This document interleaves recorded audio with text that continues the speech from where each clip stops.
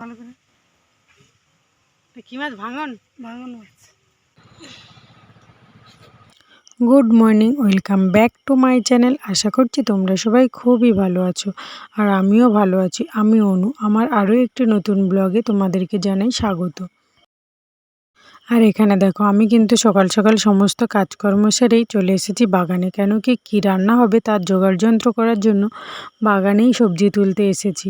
তো আমাদের বাড়ি থেকে বাজার অনেকটাই দূর, প্রত্যেক দিন তো বাজার বসেও না, এখানটাতে মানে বার হিসাবে বসে, তো সেই কারণে বাজারেরও খুবই সমস্যা।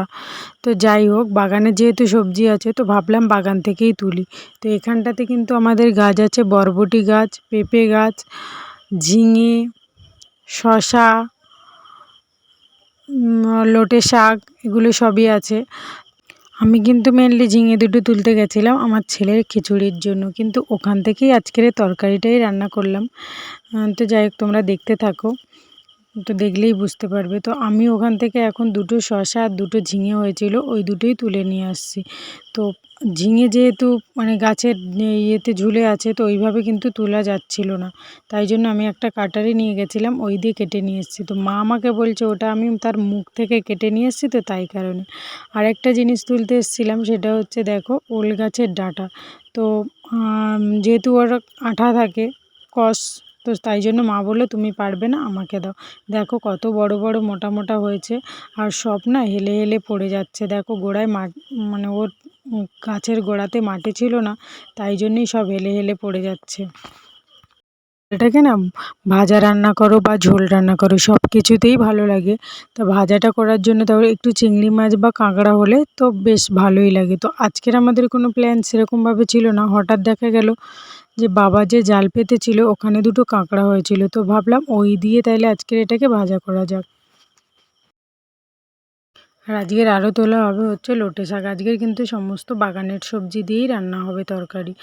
তো এই সব তুলে মা করতে থাকছে, আর আমি কিন্তু চলে গেছি আমার ছেলের লেবুর রস তৈরি করার জন্য। ও এখন ঘুমোচ্ছে, আর আমি ভাবলাম এই ফাঁকে যদি রান্নাটা করে নেওয়া যায়, কেন কি টাইম বুঝে বুঝে কাজ করতে হয়। ও উঠে গেলে আর কোনো কাজ করতে দেবে না, তাই জন্য ও লেবুর রসটা বের করে নিচ্ছি, ওটাকে রেখে দিয়েই আমি রান্না করতে চলে যাব, কেন ও উঠেই লেবুর রসটা খাবে। আর আজকে জানো তো ওয়েদারটা একটু ভালো ছিল, মানে বৃষ্টি হচ্ছিল না, মাঝে মাঝে একটু একটু আসছিল, কিন্তু রোদও বেরোচ্ছিল, তাই জন্য একটু শুকনো শুকনো, তাই বাইরে আমরা বসেই সব কাজ করছিলাম। কেন আমাদের বাইরেটাতেও কাদা, তো রোদ উঠেছিল বলে ওই জন্য একটু শুকনো শুকনো মতো ছিল, তাই আমরা সবাই বাইরে বসেছি। আর এই দেখো মাও এখানে বসে সবজি কাটছিল, কী কী রান্না হবে সেই সবগুলো। আর আজকের মাছ বলতে গেলে কালকের যে শোল মাছটা ধরা হয়েছিল না, ওটাকেই কেটে ফ্রিজে রাখা হয়েছিল, তোমরা তো কালকে দেখেইছো, কালকের ব্লগে দেখিয়েছিলাম। তো ওই শোল মাছটাকে ফ্রিজে রেখেছিলাম, ওটা আমি বের করে রেখেছি, ওটা আজকে টক রান্না হবে। আর এখানে দেখো আমি চাল বার করতে চলে এসেছি, চাল ধুয়ে রেখে দিয়ে যাব ছেলের খিচুড়ি বসাতে, কেন ওর আবার টাইমে টাইমে খাবার দিতে হবে। তাই জন্য দেখো আমি খিচুড়ির জন্য সমস্ত সবজিগুলো কেটে নিয়েছি, আর তারপরে দেখো একটু ডাল আর একটু গোবিন্দভোগের চাল দিয়ে দিচ্ছি, দিয়েই প্রেসারে সিটি মেরে নেবো।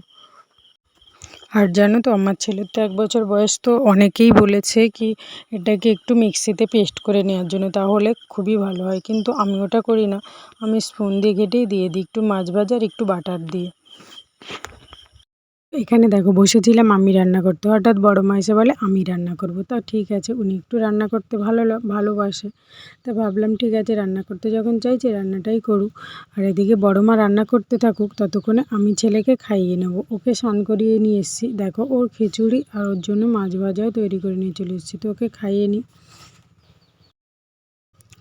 এদিকে রান্নাও কমপ্লিট হয়ে গেছে, আমারও বাবানকে খাওয়ানোও কমপ্লিট হয়ে গেছে। তো এবার আমাদের খাওয়ার পালা। এটা দেখো ওই যে ওলের ডাঁটা কেটেছিল না, সেই ভাজা। এটা খেতে এত সুন্দর টেস্ট হয়েছিল, বিশ্বাস করো দুর্দান্ত হয়েছিল। আর এই যে মাছের ঝোল, আলু ওই ঝিঙে তুলেছিলাম, ঝিঙে দিয়ে আলু, আর ছিল কয়েকটা পটল, একটু পুঁই শাক, বাগানেরই পুঁই শাক, আর এখানে ছিল ডাঁটা আর কুমড়ো। ওই আগের দিনের যে শোল মাছ ছিল সেই শোল মাছ দিয়ে টক রান্না হয়েছে, আমরা একটু শোল মাছের টক খেতেই ভালোবাসি। আর একটা জিনিস, যদি আমরা বুঝে বুঝে না রাখি তাহলে কিন্তু একদিনই যদি খেয়ে নিতাম, তাহলে আজকের রান্নাটা আমাদের হয়তো মাছ ছাড়াই হতো। আর এখানে দেখো বাবান বসে বসে খেলা করছিল বাইরে, তারপরে ওকে আমরা ভেতরেই নিয়ে নিয়েছি, কেন ও শুধু হেঁটে কাদাতেই চলে যাচ্ছিল। আর আমাদের এই সামনে বসে খাওয়ার কারণ হচ্ছে ওকেই পাহারা দেওয়ার জন্য, কেন আমরা যদি আমাদের রান্নাঘরে খেতে বসি তাহলে কিন্তু আর ওকে পাহারা দেওয়া যাবে না।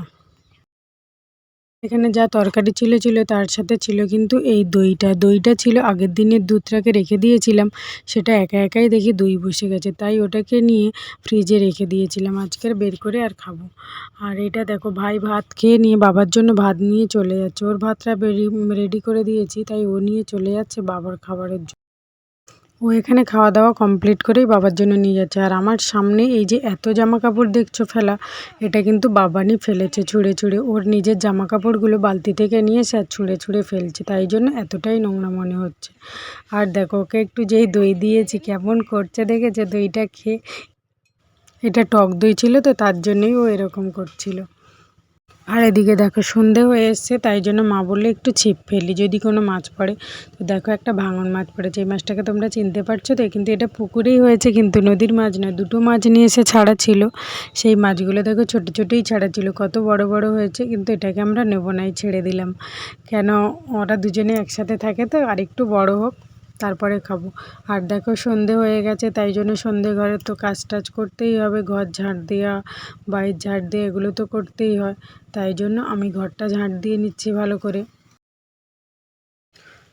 তোমরা অনেকেই জিজ্ঞেস করতে পারো যে আমরা কেন ঘর ঝাঁটা দিয়ে তো ঝাঁট দিতে হয় না, কিন্তু কি করব বলো তো, তোমাদেরকে তো আগেই বলেছি আমাদের ঘরের মেঝেটা কিন্তু রাব ঢালাই করা, তাই জন্য সমানে বালি উঠতে থাকে জানো তো, আর ওই কুস্তে দিয়ে ঝাঁট দেওয়া যায় না, দিলে ওঠে না বালি, তা সেই জন্যই ঝাঁটা দিয়ে ঝাঁট দিলে ভালো করে বালিগুলো সব বেরিয়ে যায়।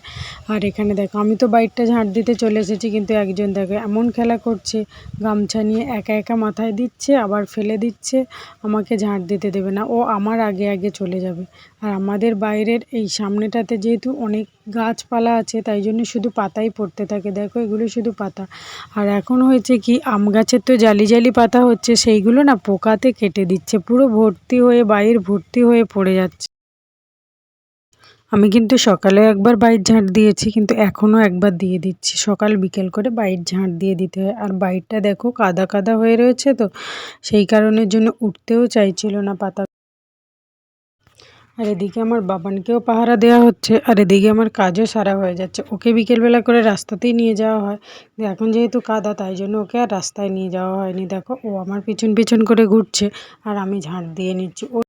আর আজকে রাত্রে আমি বিশেষ কিছু রান্না করব না, শুধু ভাতই রান্না করব, কেন তরকারি সবই আছে, একটু গরম করে নেব, রান্নার ঝামেলাটা আর নেই। আর দেখো আমাদের ঘরের সামনেতে কত সুন্দর শসা গাছ হয়েছে, এই শসার বাগান করা হয়েছে আমাদের। আর গাছগুলো উঠেও গেছে জালের, আর দেখো নিচে যে গাছগুলো পড়ে গেছে না, এগুলো এই যে বৃষ্টি হলো, বৃষ্টিতে গাছ ডালা মানে কি বলে ওটাকে, ওই লাঠি দেওয়া ছিল, ওটা ভেঙে আর পড়ে গিয়ে ওর নিচে বাইতে শুরু করেছে। বন্ধুরা আজকের ভিডিওটা আমি এখানেই শেষ করব, যদি ভালো লেগে থাকে অবশ্যই একটা লাইক অ্যান্ড সাবস্ক্রাইব করে দেবে। টাটা, দেখা হচ্ছে পরের ভিডিওতে।